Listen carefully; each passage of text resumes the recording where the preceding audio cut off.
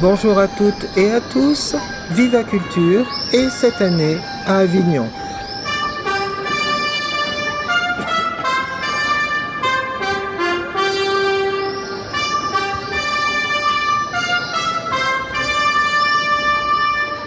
Julie-Émile Fabre, bonjour. Bonjour.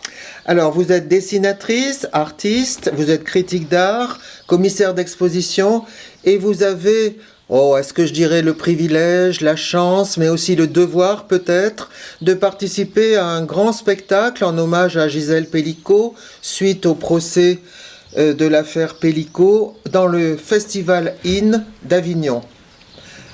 Oui, tout à fait. C'est une chance, une très belle opportunité qui m'a été donnée d'être invitée par Milo Rao et Serre Van Deck qui montent ce spectacle, enfin qui va être une lecture pendant 3h30 d'une reconstitution à partir de sources de première main du procès des viols dits de Mazan. Voilà, et qui va donc se tenir demain à Avignon. Ce spectacle a déjà été montré à Vienne, en Autriche, au mois de juin, le 18 juin. Oui. Et donc il y aura une unique date en hommage à Gisèle Pelicot à Avignon demain. Oui. Demain, je précise demain que ce sera le 18 juillet. Voilà, demain le 18 juillet à 22h au Cloître des Carmes à Avignon dans le IN. Voilà, il ne s'agit pas du tout d'une fiction. Non, pas du tout. Il ne s'agit pas d'une fiction. Si vous voulez, alors je ne peux pas parler à leur place, mais ce que j'ai compris du projet de Milo Rao et Serre Van Deck, il s'agissait déjà à Avignon, pour le Festival d'Avignon, cette année, il leur semblait très important qu'il y ait un spectacle, un événement qui fasse référence au procès historique qui a eu lieu quelques mois plus tôt. Oui. Et ils trouvaient que c'était nécessaire, qu'il ne fallait pas que cet événement passe sous silence, entre guillemets, ou en tout cas ne soit pas visible, et que cet hommage à Gisèle Pelicot était une manière aussi de prolonger son geste politique à Gisèle Pelicot, d'ouvrir l'audience pour que la société civile, les politiques également, s'emparent des sujets du viol, de l'inceste, des violences sexuelles et sexistes qui sont très prégnantes dans notre société. Donc il y a vraiment une intention politique aussi de leur part, de porter à la connaissance du plus grand nombre ce procès historique. Oui, oui, oui. D'autant plus que le maître mot de Thiago Rodriguez, le directeur du festival, c'est peut-être le mot ensemble. Oui, oui. Alors là, pour le coup, moi je vais revenir sur le spectacle de demain. Hein. Oui. Cet hommage à Gisèle Pelicot. Ensemble, on va dire que ce spectacle réunit différents acteurs, entre guillemets, bien que tous celles et ceux qui vont intervenir demain dans la lecture, puisque c'est une lecture, c'est pas une fiction, donc il y aura toutes les personnes qui vont lire les textes ne sont pas nécessairement acteurs-actrices. Oui. Ils sont tous et elles sont toutes bénévoles. Oui. Il s'agit en fait de lire des textes de première main, oui. Écrits, en fait c'est des prises de notes de l'audience. Ah voilà. Il y a des prises de parole qui ont pu être, par exemple, qui ont pu faire l'objet d'articles dans la presse. Je pense par exemple à Lola Lafont qui a écrit un article au moment du procès dont certains vont lire un extrait. Oui. Donc il y a en fait, Serre Van Deck et Milo Rao ont rassemblé les mois précédents des notes, des textes, des témoignages de première main. Donc ça peut être d'avocats, ça peut être de journalistes, ça peut être d'auteurs, d'autrices qui ont suivi cette audience, qui ont qui lui ont porté une attention particulière. Et à partir de ces éléments, ils ont créé une dramaturgie. Voilà. Et ils ont fait une distribution, on va dire, de cet ensemble de paroles Oui. À l'attention d'une quarantaine de comédiens, comédiennes. Et je le rappelle, certains sont, par exemple, il y a un psychiatre, expert psychiatre, qui était présent à l'audience et qui va dire ses propres extraits de texte. Oui. Il y a des membres de la société civile ou bien certaines féministes aussi. Il y aura des acteurs et des actrices, bien entendu. Oui. Voilà. Oui. Il faut dire que personnellement, vous avez assisté à ce procès. Oui. Moi, j'ai donc assisté à 3 mois du procès. Alors, en tant que dessinatrice indépendante, c'est-à-dire que Voilà. d'abord, c'est effectivement la première expérience pour moi de dessiner dans le cadre judiciaire, Oui. d'être dessinatrice d'audience, croqueuse d'audience. C'était Oui. ma première expérience. Et je l'ai faite de manière volontaire et spontanée, puisque Oui. en fait, j'étais en tant qu'artiste-auteur, j'étais en train d'écrire un texte personnel sur les violences intrafamiliales, la domination masculine, Oui. les violences sexistes. Et au mois de septembre 2024, j'entends parler du procès dont je n'avais pas entendu parler auparavant. Oui. Je me rends compte qu'il se passe à Avignon et je me rends compte aussi de l'importance du geste de Gisèle, Bien sûr. Oui. D'avoir ouvert l'audience au public. C'est Oui. ce qui m'a motivée à me dire il faut absolument que j'assiste à une journée d'audience puisqu'elle est libre. Et donc le 30 septembre, je me rends à Avignon. Oui. Je vis une première journée d'audience en prenant des notes dans la salle de retransmission. Oui. Celle qui était dédiée au public, il y avait 60 places. Oui. Et à partir de là, comme j'avais un peu de temps cette année, je me suis dit, je me dois de continuer à vivre cette expérience-là, d'en témoigner d'une manière ou d'une autre. Et si vous voulez suivre cette audience, a été une sorte de rencontre en fait du collectif dans une trajectoire beaucoup plus personnelle. Oui. Et a conduit mon projet initial Oui. vers quelque chose qui a trouvé d'une certaine manière un terrain de recherche. Oui. Ou en tout cas un terrain propice à la réflexion, à un regard sensible sur ces questions-là. C'est ça. Donc vous apportez un témoignage visuel de ce procès historique. Est-ce que ça a été particulièrement éprouvant pour vous? Parce que d'après les commentaires que nous avons pu en lire dans la presse, le procès lui-même était parfois très très émouvant, très bouleversant.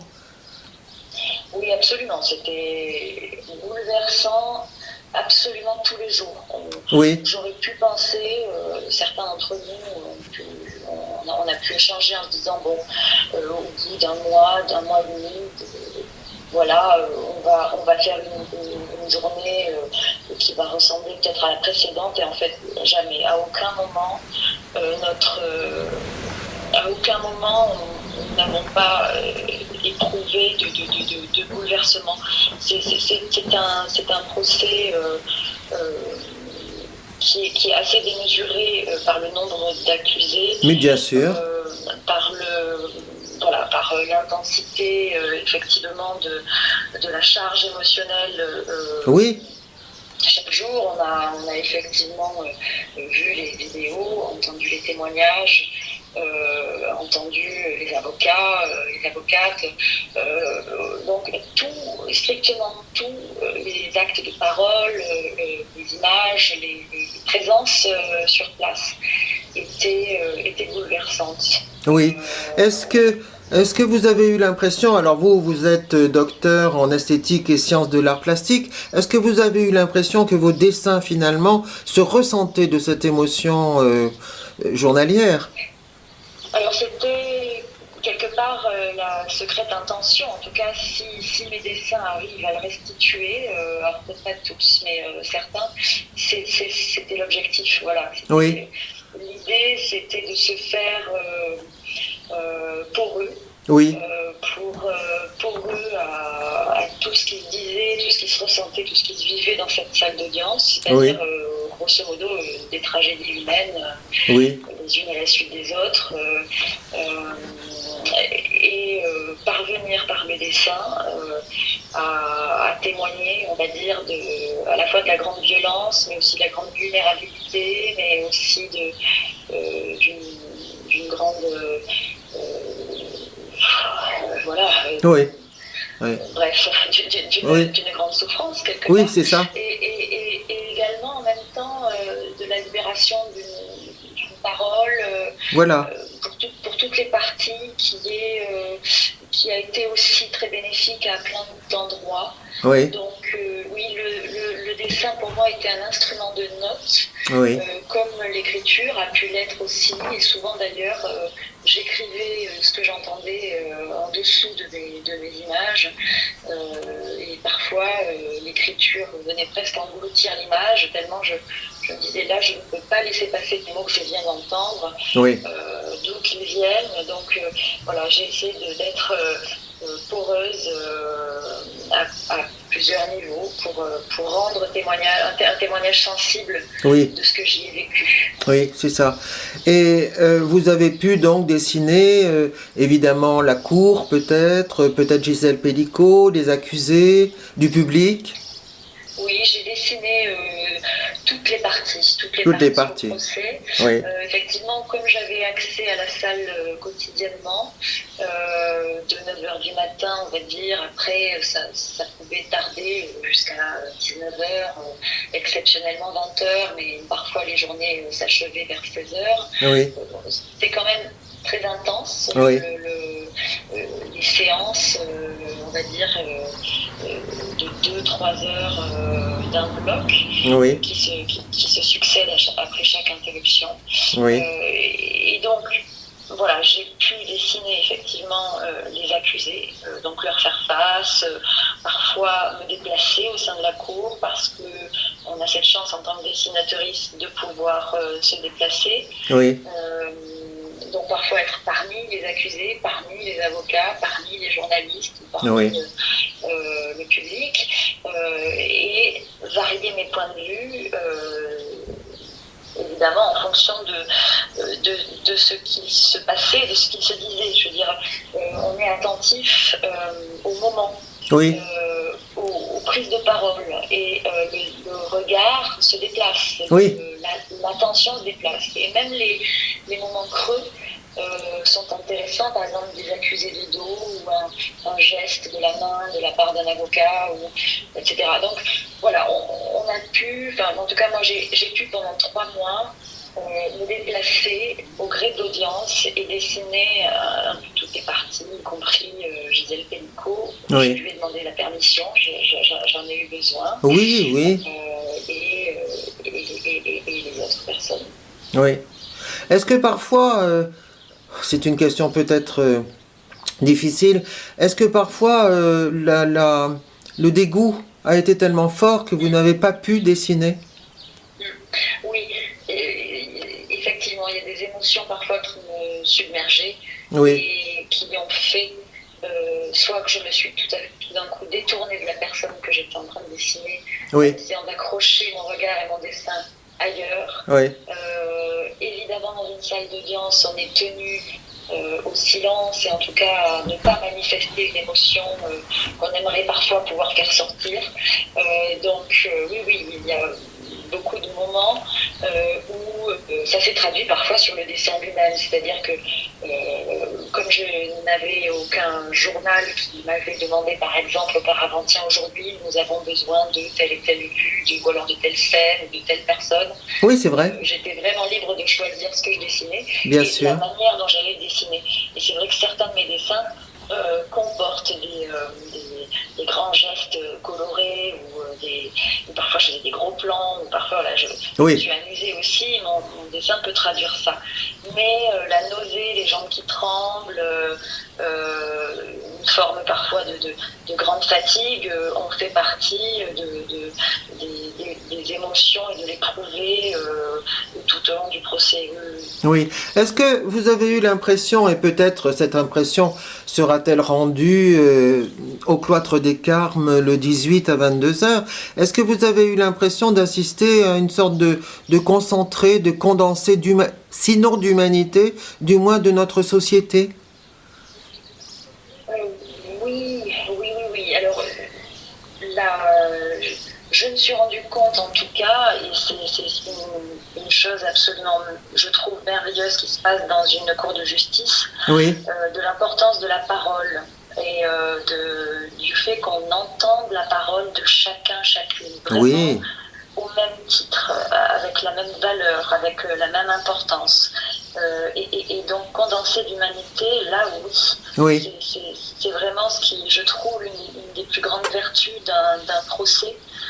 En plus, quand il est public, c'est de pouvoir effectivement assister au dévoilement de chacun, en tout cas à la parole de chacun, oui. accusé, victime, voilà. Et Mm. ça c'est une chose très importante qui m'a frappée, et donc on mesure l'importance et la beauté de cette parole donnée, de cette parole entendue. Oui. Après, je ne me souviens plus du début de votre question. Si cette impression sera sans doute rendue et peut-être semblable au cloître des Carmes à Avignon, Alors, dans la voilà. représentation, parce que la parole, c'est aussi le propre souvent du théâtre. Ah oui, absolument. Alors, je pense que voilà, ce qui va être intéressant, mais là j'ai probablement pas assez de recul parce que je l'ai pas encore vécu. Là j'ai assisté aux répétitions ce Voilà. matin. Oui, oui.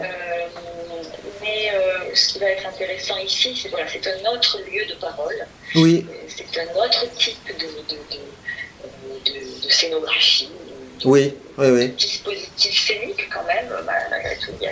Oui, Ouais, il y a un public, il y a une scène, il y a des rôles, oui, une distribution de la parole.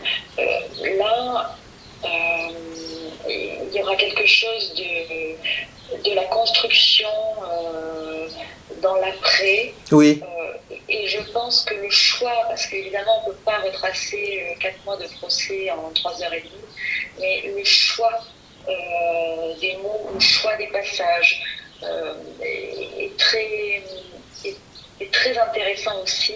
oui, C'est-à-dire que là, tout d'un coup, en entendant ou en réentendant certains moments de l'audience tels qu'ils ont oui, pu être vécus et prononcés tout à l'heure sur une scène, oui, euh, ces mots prennent tout d'un coup un volume, un poids oui, oui.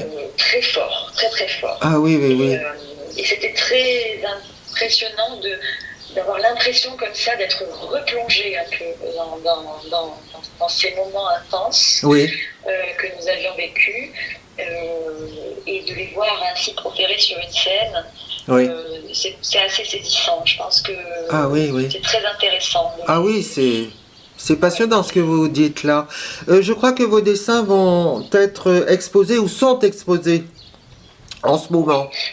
Oui, ils sont exposés à la brasserie du Palais, Oui, qui n'est donc pas un espace d'exposition traditionnel, mais qui est un lieu, voilà, un lieu pour se restaurer, pour venir boire un verre. Donc la brasserie du Palais, il y avait deux endroits, on pourrait les nommer un petit peu les deux QG du off du procès des viols de Mazan. oui, C'était la brasserie du Palais au 72 rue Guillaume Puy à Avignon, à quelques pas de l'entrée du tribunal, oui, et le restaurant qui s'appelle le 75 qui est juste en face. oui, En fait, si vous voulez, toutes celles et ceux qui ont suivi le procès se retrouvaient quasi quotidiennement dans l'un de ces deux endroits, voire les deux, en fonction des horaires.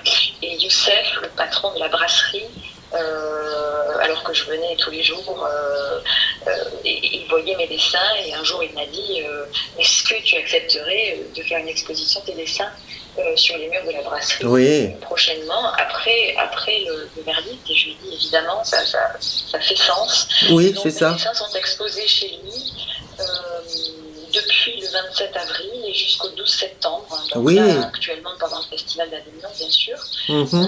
Et ce sont des dessins du procès qui sont visibles, accompagnés de verbatines d'audience, c'est-à-dire ce que moi j'ai pu reconstituer à certains moments et que j'ai pu mettre en regard des dessins.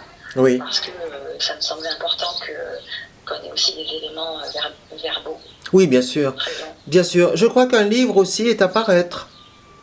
Oui, je suis en train de travailler à l'écriture d'un livre, peut-être d'un essai graphique, c'est-à-dire qu'il y aura à la fois du texte que j'écris, ce témoignage de comment je suis venue à ce procès, comment est-ce que je l'ai vécu, qu'est-ce que je peux en retranscrire, à la fois par les dessins et à la fois par ce que j'y ai entendu et les prises de notes, mais également l'après-procès. Donc voilà, et ce projet est en cours et il sera publié aux éditions Demain. Demain Édition, qui est une toute nouvelle maison d'édition qui est en train de se monter à Marseille et qui fait partie du groupe des nouveaux éditeurs qui rassemble des maisons indépendantes.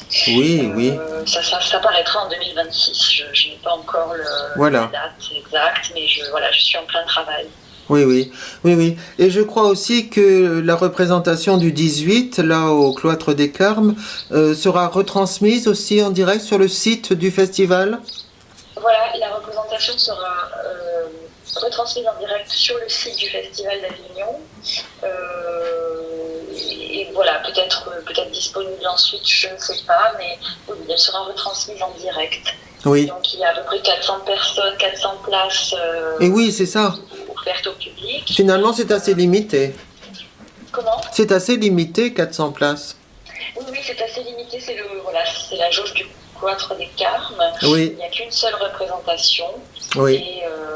Mais voilà, par exemple, la brasserie du Palais va retransmettre en direct sur un écran ce qui va se passer au Cloître des Carmes. Donc, celles qui n'auront pas pu voir entrer, on va dire, au Cloître des Carmes pourront à Avignon même, en l'occurrence dans ce lieu, mais peut-être ailleurs, le voir aussi en collectif, en public. Oui.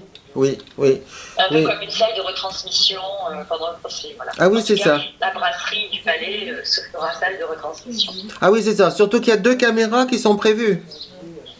Alors, je crois qu'il y en a 2 ou 4 en tout cas. Ce qui est prévu dans le dispositif scénique, c'est que les lecteurs, lectrices, lorsqu'ils viennent au pupitre, comme s'ils venaient presque à la barre, vont regarder et s'adresser à une caméra. C'est-à-dire que l'objectif de Milo Rao et Servandec dans ce dispositif-là, c'est qu'ils s'adressent... c'est qu'ils regardent un petit peu comme ils regarderaient probablement la cour, lorsque ils ne vont pas s'adresser au public. Il y a un 4e mur en fait dans le choix scénographique. Il y a le 4e mur, mais il y aura 2 écrans à l'arrière de la scène qui vont diffuser les visages en gros plan des comédiens, comédiennes qui vont s'adresser aux caméras. En tout cas, ils vont regarder la caméra avant de lire leur texte. Ah oui, c'est ça. Oui. Voilà. Oui. Et vous êtes libre évidemment de dessiner, soit évidemment les comédiens, soit aussi le public. Voilà. Alors nous serons 2. Il y aura Marion Dubreuil, qui est journaliste et dessinatrice d'audience, qui a suivi également tout le procès, qui sera là sur scène, et donc moi, et nous serons positionnés de part et d'autre de la scène. On ne pourra pas bouger, on ne pourra pas se déplacer comme dans la salle d'audience. D'accord. Et donc nous serons de part et d'autre et nous dessinerons évidemment ce que nous sentiront Oui, dessiner. Alors oui, les comédiens qui prendront la parole, mais peut-être aussi le public, peut-être oui, tout ce que notre regard oui, et physiquement nous serons à même de vouloir faire. oui. J'ai l'impression que cette appropriation de ce procès, soit par l'art, par le dessin, soit par la transcription, la représentation théâtrale, et aussi par l'introduction d'un public, c'est très très important pour un procès d'une telle ampleur, d'une telle importance sociétale. C'est-à-dire que, en effet, Lola Lafont disait dans son article, je crois, qu'il fallait en faire un boucan d'enfer. Oui, Et je trouve le mot très juste, c'est-à-dire que il est nécessaire, je pense, et c'est aussi l'importance de ce spectacle ou de tous les livres ou toutes les manifestations artistiques à partir de ce procès artistique et autres, bien sûr, oui, d'écriture, de recherche. oui, Il est nécessaire d'en faire quelque chose, de continuer à à faire connaître ce qui s'est passé à cet endroit-là. Et c'est ça, au fond, aussi l'hommage à Gisèle Pelicot, c'est de faire ce moment d'ouverture d'une audience pour un procès sur des viols, qui est la plupart du temps à huis clos. Faire en sorte que ce geste et que ce courage politique soit transformé pour que l'on parle des violences sexuelles et sexistes, pour que l'on puisse essayer de changer la société, le regard de la société là-dessus, pour que ça fasse bouger les choses du point de vue de nos conceptions, de notre droit, de nos habitus, oui, oui, faire oui, en sorte qu'il y ait vraiment du mouvement oui, à ce niveau. Et je pense que toutes les personnes qui bénévolement seront sur scène demain ont à cœur ce combat-là. Et oui, c'est merveilleux qu'il y ait un nombre incalculable de voix, de regards, voilà, pour que ce procès trouve une caisse de résonance par ailleurs. c'est ça, parce que effectivement, tous ces dispositifs s'attaquent à une sorte de monstruosité qui était le tabou, le silence, le mutisme, le fait que c'est caché, c'est intime, c'est caché, personne n'en parlait vraiment. Oui, c'est comme lorsque l'on parle de culture du viol, de culture de l'inceste, le mécanisme de la domination Oui, passe par le silence, par voilà, la silenciation des victimes, mais également des institutions, de la famille, enfin de tous les processus qui font que ce système de domination ou ces systèmes de domination peuvent continuer, peuvent persister et se reproduire assez précisément, qu'ils sont non vus et tus. et tu, même par les victimes. Oui, Oui, en effet, parce que tout est construit, enfin, en tout cas, les choses sont construites de telle manière que l'on n'ait pas les mots oui, pour dire la violence et ensuite que ces mots éventuellement ne soient pas entendus ou n'aient pas leur place dans la sphère publique. oui, Et c'est l'enjeu oui, d'en parler. voilà, C'est l'enjeu de les nommer et c'est l'enjeu de pouvoir briser un peu ce cercle de violence que d'en faire une parole que chacun puisse s'approprier, pouvoir mettre des mots dessus, c'est déjà pouvoir nommer les choses et donc déjà pouvoir les voir à distance et éventuellement s'en libérer. oui, voilà. Eh bien, écoutez, Julie-Émile Fabre, je suis vraiment très heureuse et même émue d'avoir entendu votre témoignage. J'espère que, évidemment, votre exposition sera beaucoup vue, que votre livre est attendu, ça j'en suis sûr, avec impatience, et que la représentation du 18, je le répète, au Cloître des Carmes à 22 heures, avec une mise en scène de Milo Rao, sera bien sûr je dirais pas un succès, mais un moment intense de solidarité, de vérité. Oui, Oui, ah oui, oui, oui, évidemment. Moi, je suis très, très touchée, effectivement, que vous m'ayez donné la parole également. Et je pense qu'il y aura beaucoup d'intensité et que ce moment sera un moment aussi collectif pour continuer ce combat. voilà, c'est ça. Oh oui, parce que on n'en est peut-être pas au début, mais enfin, on n'en est pas très loin. On n'est pas encore à la fin. Merci beaucoup. Non, non. Merci, Merci merci, infiniment Julie-Émile Fabre. pour Merci, votre merci. audience. Merci beaucoup. Voilà, au revoir. Au revoir.